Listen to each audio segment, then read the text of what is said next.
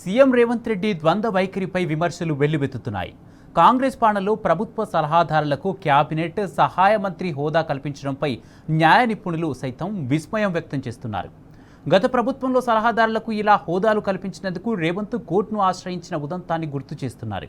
అప్పుడేమో కేసులేసి ఇప్పుడు మాత్రం విచ్చలవిడిగా మంత్రి సహాయ మంత్రి హోదాలను కట్టబెట్టడంపై మండిపడుతున్నారు.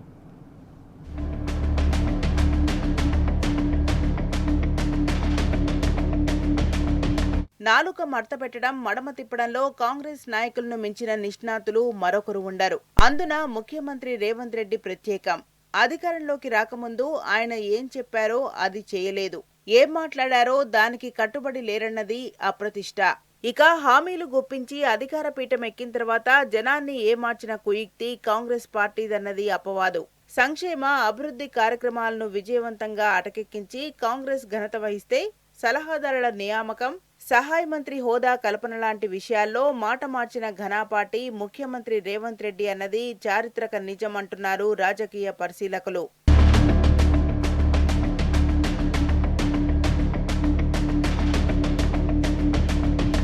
ఓవైపు ఖాళీ ఖజానా వెక్కిరిస్తోంది. ఖర్చులు తగ్గించి పొదుపు పాటించాలని అప్పులు మరోవైపు నుంచి హెచ్చరిస్తున్నాయి. అయినా పాలకులకు చీమ కుట్టిన సోయి సైతం ఉన్నట్లు కనిపించడం లేదు. సంక్షేమ అభివృద్ధి పథకాల అమలు, రిటైర్డ్ ఉద్యోగుల బకాయిలు, అప్పులు, వాటి వడ్డీల చెల్లింపుల్లాంటి అనేక భారాలను మోస్తున్న ఏలికలు, ఇంధన ఖర్చు తగ్గింపు, విదేశీ పర్యటనపై ఆంక్షలు, మంత్రుల జీతాల్లో కోతల్లాంటి మితవ్యయ చర్యలను ఇప్పటికే ప్రకటించారు. కానీ అదే సమయంలో అందుకు పూర్తి విరుద్ధమైన నిర్ణయాలు సైతం చేస్తున్నారని పాలకులపై అభియోగం. ప్రజాప్రతినిధులకు సహాయ మంత్రి హోదా కల్పించడం, కేబినెట్ ర్యాంకుతో అడ్వైజర్లను నియమించడం ఆకోవలోవే అన్నది విశ్లేషణ. సీఎం రేవంత్ రెడ్డి మంత్రివర్గంలో ప్రస్తుతం 15 మంది మంత్రులు ఉన్నారు. వీళ్లు కాక దాదాపు డజను మంది సలహాదారులు, ప్రత్యేక ప్రతినిధులు కేబినెట్ సహాయ మంత్రి హోదాలో అపాయింట్ అయ్యారు. కేబినెట్ మినిస్టర్ ఫర్ స్టేట్ హోదా పొందిన వాళ్లకు నెలకు సుమారు 4 లక్షల రూపాయల జీతభత్యాలు, వాహనం కోసం 30 లక్షల రూపాయల రుణ సదుపాయం, ప్రభుత్వ సిబ్బంది, మెడికల్ రీయింబర్స్మెంట్, మంత్రుల తరహా ప్రోటోకాల్ తదితర సౌకర్యాలు కల్పించడం వెరసి కోశాగారం గూబ గుయ్యమనిపిస్తున్నాయి.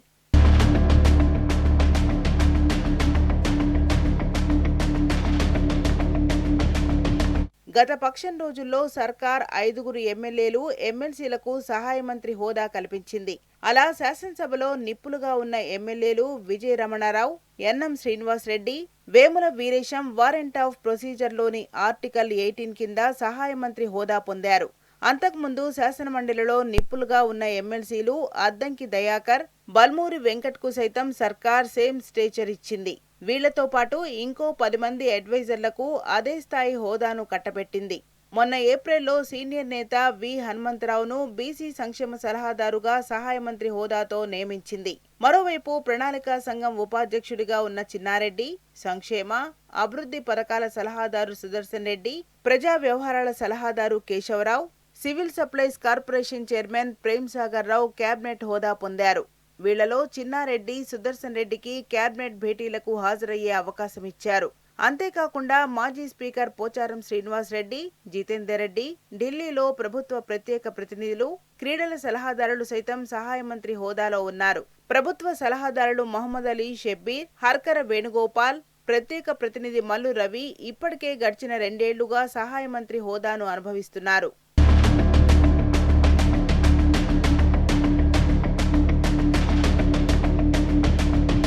ఇదిలా ఉంటే సలహాదారులు, ప్రత్యేక ప్రతినిధులకు కేబినెట్ సహాయ మంత్రి హోదా ఇవ్వడం పూర్తిగా రాజ్యాంగ విరుద్ధమన్నది న్యాయ నిపుణుల వెర్షన్. ఈ అంశంపై గతంలో సుప్రీంకోర్టు, హైకోర్టులు అనేక తీర్పులు ఇచ్చిన సంగతిని వాళ్లు ఉటంకిస్తున్నారు. మంత్రిగా ప్రమాణ స్వీకారం చేయకుండానే సదరు సలహాదారులు మంత్రివర్గ సమావేశాల్లో ఎలా పాల్గొంటారు? సర్కార్ ఫైళ్లను ఎలా పరిశీలిస్తారు?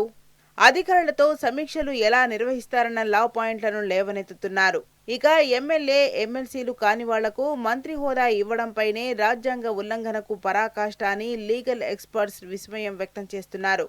ఒకవేళ పాలకులకు నిపుణుల సలహా అవసరమైతే సంబంధిత అంశాలపై వాళ్ల అభిప్రాయాలను తీసుకోవచ్చు.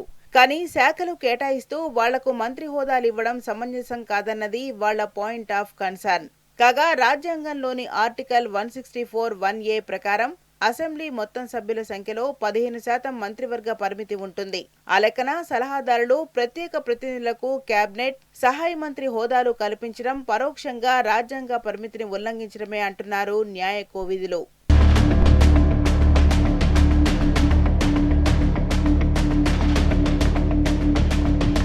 ఆసక్తికరమైన విషయం ఏంటంటే, గతంలో ప్రతిపక్ష నేతగా ఉన్న రేవంత్ రెడ్డి ఆనాడు అధికారంలో ఉన్న భారత రాష్ట్ర సమితి తప్పులు ఎంచి వాళ్ల నిర్ణయాలపై కోర్టు గడప ఎక్కి ఘనత వహించడం, మంత్రివర్గంలో భాగం కాని ప్రత్యేక ప్రతినిధులు, సలహాదారులకు కేబినెట్, సహాయ మంత్రి హోదాలు కల్పించడాన్ని సవాల్ చేస్తూ ఆయన ఒక ప్రజా ప్రయోజనాల వ్యాజ్యం వేసిన విషయం విదితమే. ఆ మేరకు ఆనాడు బీఆర్ఎస్ సర్కార్ నియమించిన పార్లమెంటరీ సెక్రటరీలను 2015లో హైకోర్టు రద్దు చేసింది. మరి అంతటి ఘనపాటి తన వాదనకు తానైనా కట్టుబడి ఉండాలి కదా. కానీ అలా జరగలేదు. గద్దెనెక్కగానే రేవంత్ రెడ్డి చేస్తున్న పని విచ్చలవిడిగా కేబినెట్ ర్యాంకులు, సహాయ మంత్రి హోదాలు ఇచ్చేయటం. ఆ హోదాతో ఇబ్బడి ముబ్బడిగా నియామకాలు జరపడంపై విమర్శలు వెల్లువెత్తుతున్నాయి. ఇక కాంగ్రెస్ సంగతి సరే, ఎన్నికల్లో ఇచ్చిన హామీల్లో అనేకం అటకెక్కించేసి జనాలకు పంగనామాలు పెట్టిందన్నది ఆ పార్టీపై మరక.